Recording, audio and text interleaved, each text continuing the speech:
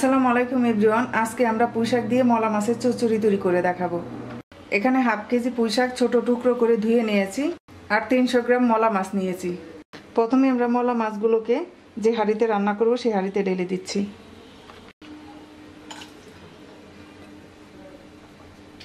এবার দিয়ে দিচ্ছি হাফ কাপ পেঁয়াজ কুচি, 7-8টা কাঁচামরিচ ফালি, 1 চা চামচ মরিচ গুঁড়া,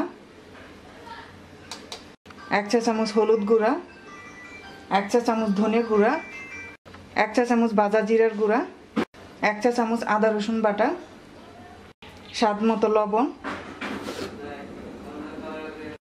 4 টেবিল চামচ তেল দিয়ে দিচ্ছি। এবার হাত দিয়ে মাখিয়ে নিচ্ছি।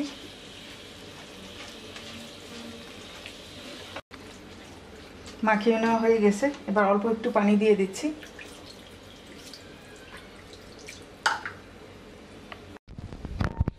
এবার দিয়ে দিচ্ছি পুঁইশাক। এবার ঢাকনা দিয়ে হাই হিটে 5 মিনিট রান্না করব।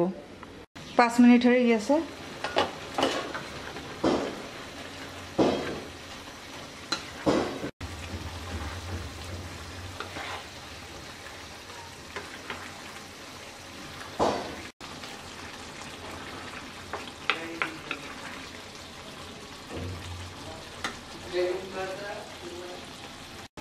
এবার আমরা চুলার আঁচ মিডিয়ামে রেখে আরো 10 মিনিট রান্না করব।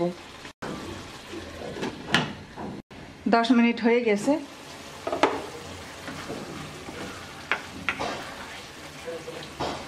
এবার আমরা নামিয়ে পরিবেশন করব।